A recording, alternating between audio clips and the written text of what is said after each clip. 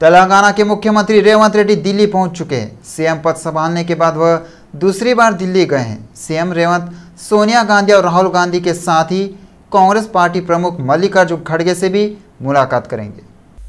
Congress party के सूत्रों ने बताया कि रेवंत रेड्डी की पार्टी के अन्य वरिष्ठ नेताओं से भी मुलाकात होने की संभावना है। ऐसा लग रहा है कि इस बैठक में तेलंगाना कैबिनेट के विस्तार पर चर्चा होगी। पार्टी के सूत्रों ने बताया कि सोमवार को हैदराबाद में हुई पीएसी की बैठक में इसी मुद्दे पर चर्चा हुई। इन चर्चाओं का सारांश पार्टी आलाकमान को बताया जाएगा और रेवंत रेड्डी को निर्देश मिलेगा कि कैबिनेट में किसे शामिल किया जाना चाहिए। तेलंगाना मंत्रिमंडल में वर्तमान में सीएम रेवंत रेड्डी सहित 12 सदस्य हैं। 6 और के लिए मौका है। आकांक्षियों की संख्या बहुत अधिक है। 10 संयुक्त जिलों में से 4 जिलों को प्रतिनिधित्व दिया जाना चाहिए। रेवंत इस मामले पर प्रबंधन से चर्चा करेंगे। कांग्रेस सत्ता में आने पर चुनावी वादों के अनुसार 6 गारंटियों को लागू करने के लिए स्मार्ट कदम उठा रही है। मालूम है कि सरकार में आने के 2 दिन के अंदर ही 2 वादों पर अमल किया गया, लेकिन कांग्रेस इस महीने की 28 तारीख यानी अपने गठन के दिन से 2 और योजनाएं लागू करने के लिए तैयार है। मंत्री पोंगुलेटी श्रीनिवास रेड्डी और कोमिटी रेड्डी वेंकट रेड्डी ने भी अपने जिले के दौरे के दौरान यह बात कही। उधर गांधी भवन में हुई राजनीतिक मामलों की समिति पीएसी की बैठक में 6 गारंटियों पर चर्चा हुई। इस बैठक में पार्टी के स्थापना दिवस 28 दिसंबर से पेंशन की राशि बढ़ाने और 500 रुपये के गैस सिलेंडर के कार्यान्वयन की प्रक्रिया शुरू करने का निर्णय लिया गया। श्रमिकों की पेंशन बढ़ाकर 4000 कर दी जाएगी। 500 सब्सिडी वाले गैस सिलेंडर वितरित किए जाने हैं। कृषि विपणन और क्षेत्रीय मंत्री तुम्मला नागेश्वर राव ने बीज आपूर्ति और बीज क्षेत्र के विकास पर राज्य सचिवालय में शीर्ष अधिकारियों और कंपनी प्रतिनिधियों के साथ समीक्षा बैठक की। बैठक में कृषि विभाग, बीज प्रमाणीकरण संस्थान और बीज विकास संस्थान, कृषि विश्वविद्यालय के वैज्ञानिक और बीज कंपनियों के प्रतिनिधियों ने भाग लिया। इस बैठक में बीज आपूर्ति और गुणवत्ता वाले बीजों की उपलब्धता विशेषकर पर अधिकारियों के साथ समीक्षा की गई। आने वाले सीजन के दौरान किसानों को कपास, मक्का प्रदान किया जाएगा। अधिकारियों और बीज कंपनियों को यह सुनिश्चित करने का आदेश दिया गया है कि किसानों को बीज की उपलब्धता में कोई कमी न हो। कंपनियों को आपूर्ति में तेलंगाना के किसानों को उच्च प्राथमिकता देने का निर्देश दिया गया। बीज और बाकी बीज दूसरे राज्यों के सप्लाई करें। उन्होंने सुझाव दिया कि अगर इससे किसानों को कोई नुकसान होता है तो बीज कंपनियों को पर्याप्त मुआवजा देने के लिए कदम उठाना चाहिए। इसी तरह उन्होंने कहा कि तेलंगाना सरकार सारी व्यवस्था करेगी। तेलंगाना बीज क्षेत्र के विकास लिए विभिन्न उपाय किए जाएंगे। आज कर्नाटक के मुख्यमंत्री सिद्धरामैया तेलंगाना के पूर्व मंत्री और बीआरएस के कार्यकारी अध्यक्ष केटीआर के बीच वाक्य युद्ध हुआ।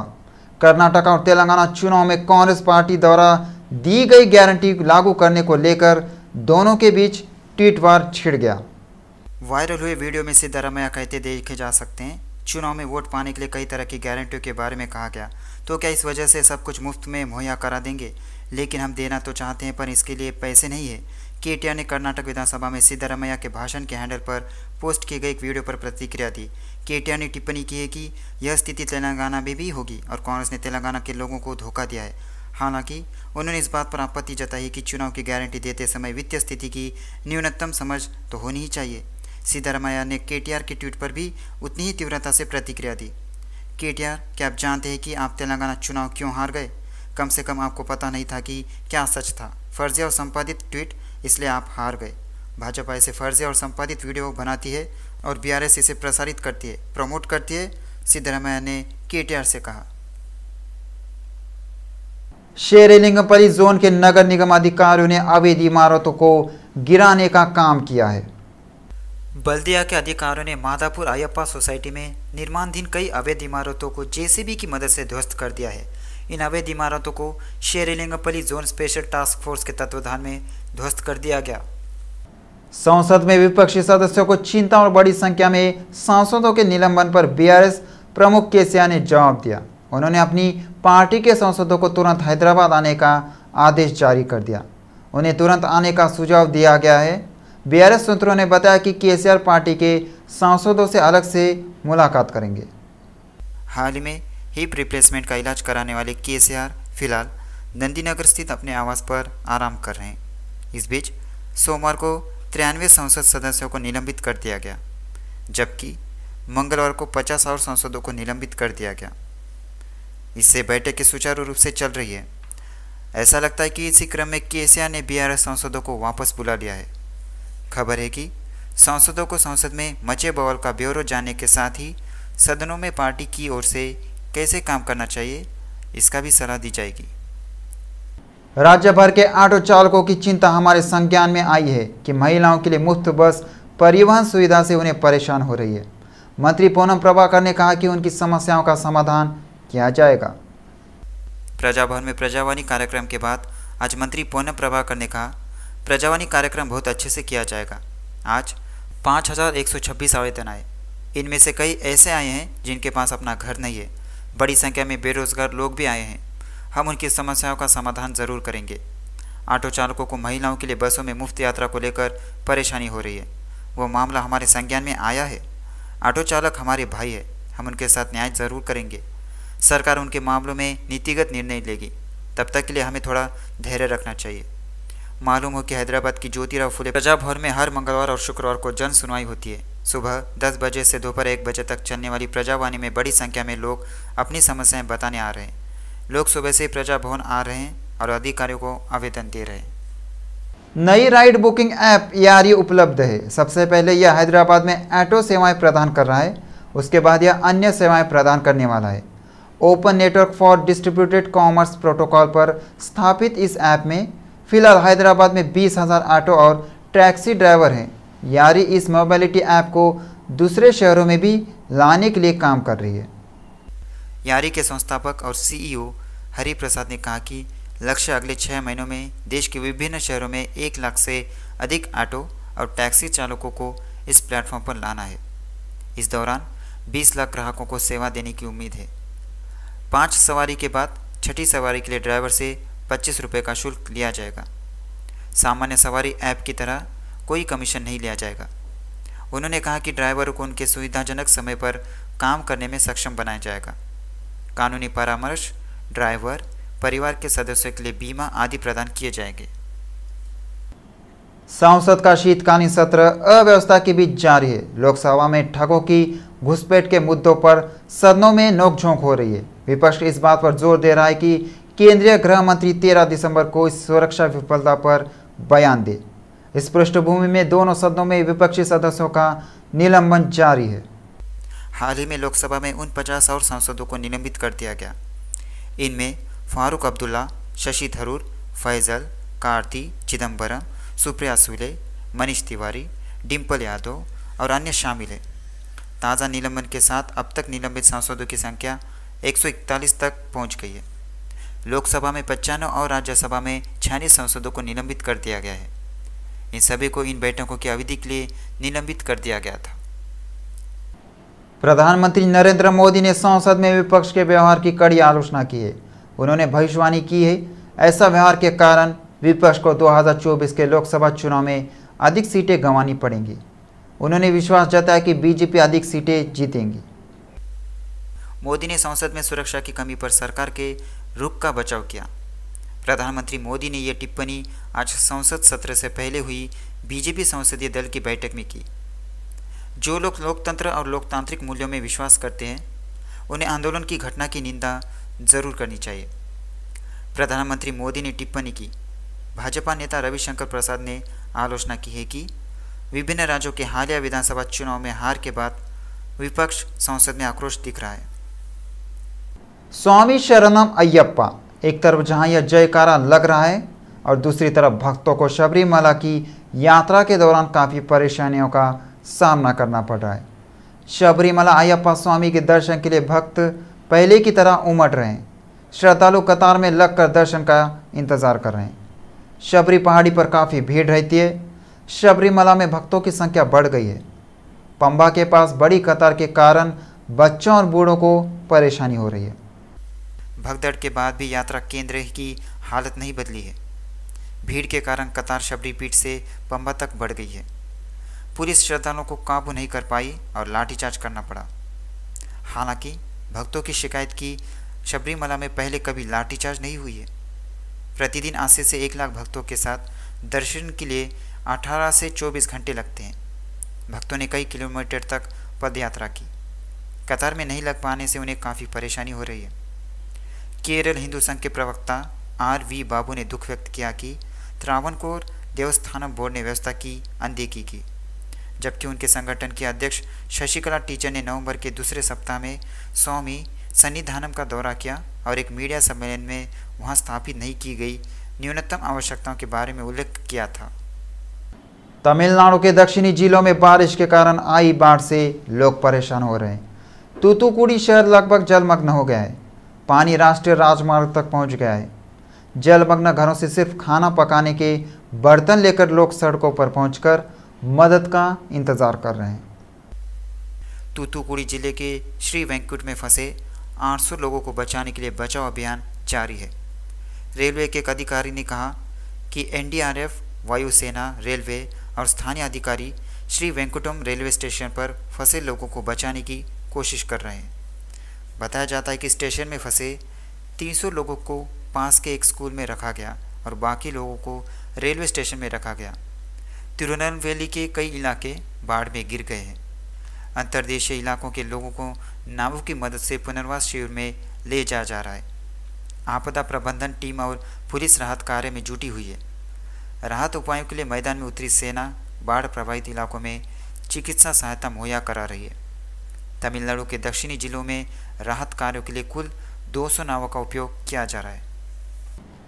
राजस्व मंत्री पोंगुलेटी श्रीनिवास रेड्डी ने कहा कि धरनी पोर्टल पर पूरा ध्यान दिया जा रहा है और इसकी सफाई प्रक्रिया शुरू हो गई है।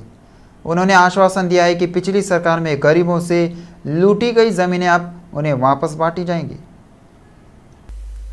उन्होंने दोहराया कि उनकी पहली प्राथमिकता 6 गारंटियों का कार्यान्वयन है। उन्होंने 100 दिनों में गरीबों को इंदिरम्मा के राज्य का कल्याणकारी फल प्रदान करने का वादा किया। मंत्री पोंगुलेटी श्रीनिवास रेड्डी ने खम्मम कलेक्ट्रेट में जिला अधिकारियों के साथ समीक्षा की। उन्होंने पालेरू विधानसभा क्षेत्र के विकास और लंबित कार्यों की प्रगति पर भी चर्चा किया। सड़क और भवन मंत्री कोमटी रेड्डी वेंकट रेड्डी ने मिशन भागीरथ के अधिकारियों को विधायकों के साथ जल आपूर्ति की समीक्षा करने और समस्याओं का समाधान करने का निर्देश दिया। मंत्री के रूप में पहली बार नलगोंडा आए कोमटी रेड्डी वेंकट रेड्डी का कांग्रेस कार्यकर्ताओं ने गर्मजोशी से स्वागत किया। विशेष हेलीकॉप्टर से प्रशासकों ने उन पर फूलों की वर्षा की। विशाल रैली के साथ नलगोंडा स्थित अपने आवास पर पहुंचे मंत्री को पुलिस ने सलामी दी। बाद में कई जनप्रतिनिधियों और अधिकारियों ने उन्हें बधाई दी। बाद में मंत्री ने जिला कलेक्टर कार्यालय में आयोजित समीक्षा बैठक में भाग लिया और मिशन भागीरथ, बिजली, सड़क, नागरिक आपूर्ति और कृषि विभागों की समीक्षा की।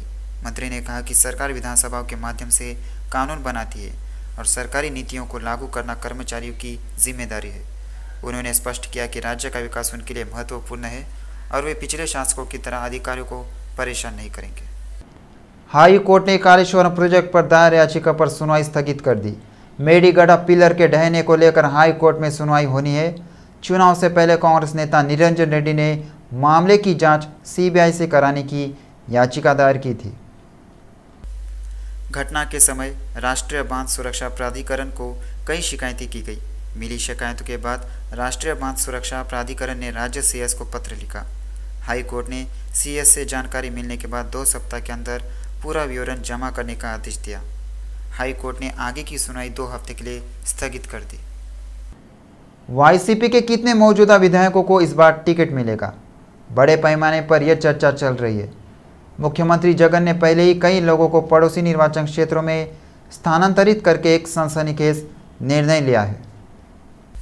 इस बार करीब 80 मौजूदा विधायकों को जगन ने किनारे कर दिया है। इस बात की मुहिम ने जोर पकड़ लिया है कि इस बार मंत्री रोजा को भी टिकट नहीं दिया जाएगा। रोजा ने इसी संदर्भ में प्रतिक्रिया दी। वह इस बात से नाराज थी कि कुछ लोगों ने टिकट नहीं मिलने का झूठा प्रचार कर खुशियां मना रहे हैं। उन्होंने कहा कि उनकी उम्मीदें पूरी नहीं होंगी। उन्होंने भरोसा जताया कि वह चुनाव लड़ेंगी। यदि हम एक ही स्थान पर प्रतिस्पर्धा करें तो क्या हम जीत सकते हैं या नहीं? चंद्रबाबू और पवन कल्याण इस डर से 2 जगहों से चुनाव लड़ना चाहते थे। उन्होंने दलील दी है कि उन्होंने 2 निर्वाचन क्षेत्रों में सर्वेक्षण कराया है। महेश्वरम विधानसभा क्षेत्र के बालापुर चौराहे पर ऑटो चालकों घंटों ऑटो लेकर ग्राहकों के लिए इंतजार कर रहे हैं, पर कोई ग्राहक नहीं मिल रहा है।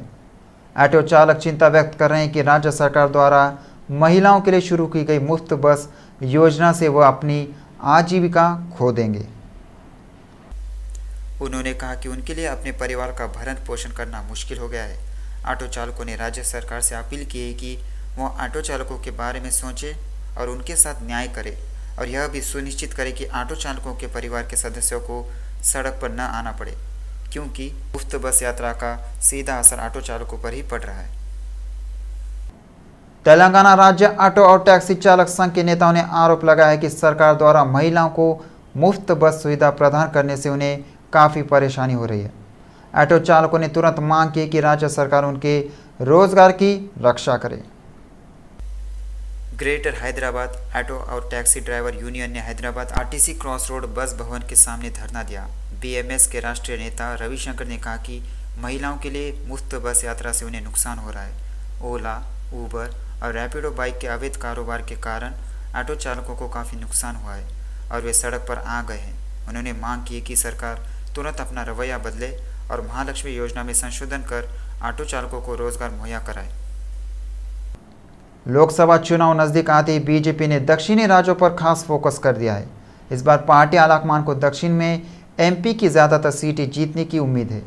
इसी मकसद से प्रधानमंत्री नरेंद्र मोदी को तेलंगाना से लोकसभा के लिए मैदान में उतारने का फैसला किया गया है। ऐसा लगता है कि इस फैसले की वजह यह है कि अगर मोदी तेलंगाना से चुनाव लड़ते हैं तो बीजेपी राज्य में ज़्यादातर सीटें जीत सकती है। पिछले आम चुनाव में मोदी ने वाराणसी से चुनाव लड़ा और जीत हासिल की। चूंकि मोदी ने स्वयं वाराणसी में चुनाव लड़ा था, इसलिए भाजपा ने उत्तर प्रदेश में सबसे अधिक एमपी सीटें जीती। पार्टी नेता तेलंगाना में भी यही फार्मूला अपनाने की योजना बना रहे हैं। खबर है कि पार्टी के वरिष्ठ नेता पहले ही प्रधानमंत्री मोदी को इसका प्रस्ताव दे चुके हैं। तेलंगाना में कुल 17 एमपी निर्वाचन क्षेत्र है। बीजेपी नेताओं को कम से कम 12 सीटें जीतने की उम्मीद है। पिछले चुनाव में बीजेपी दक्षिणी राज्यों में ज़्यादा प्रभाव नहीं डाल पाई थी। मालूम हो कि हाल ही में हुए तेलंगाना विधानसभा चुनाव में बीजेपी के वरिष्ठ नेताओं को हार का सामना करना पड़ा था। इस साल मई में जब कर्नाटक विधानसभा चुनाव हुए तो बीजेपी सत्ता बरकरार रखने में नाकाम रही। इसके साथ ही पार्टी नेताओं ने संसदीय चुनाव को लेकर इन दोनों राज्यों पर खास फोकस कर दिया है। इसके तहत ऐसे संकेत मिल रहे हैं कि प्रधानमंत्री मोदी तेलंगाना के सिकंदराबाद या मलकाजगिरी लोकसभा क्षेत्र से चुनाव लड़ेंगे। खबर है कि आगामी बीजेपी संसदीय समिति की बैठक में इस पर फैसला लिया जाएगा। तेलंगाना में शराब की बिक्री और खपत पर उत्पाद शुल्क विभाग के अधिकारियों द्वारा मुख्यमंत्री रेवंत रेड्डी को सौंपी गई रिपोर्ट में कई दिलचस्प तथ्य सामने आए हैं। ऐसा कहा जा रहा है कि यहाँ शराब का सेवन अन्य दक्षिणी राज्यों जैसे एपी, तमिलनाडु और केरल से भी ज़्यादा किया जाता है। यानी दक्षिण में शराब की खपत के मामले में तेलंगाना शीर्ष पर है। उन्होंने कहा कि इससे सरकार को भारी राजस्व भी मिल रहा है। 2011 की जनगणना के अनुसार तमिलनाडु और कर्नाटक जैसे राज्यों में जनसंख्या अधिक है और शराब की बिक्री कम है, जबकि तेलंगाना में जनसंख्या कम है और शराब की बिक्री अधिक है। एक्साइज अधिकारियों की रिपोर्ट के मुताबिक आंध्र प्रदेश की आबादी 4.93 करोड़ है। 2022 से लेकर 23 में वहाँ 3.35 करोड़ पेटी शराब की बिक्री हुई। परिणाम स्वरूप वहाँ प्रति व्यक्ति शराब की खपत 6.04 लीटर है।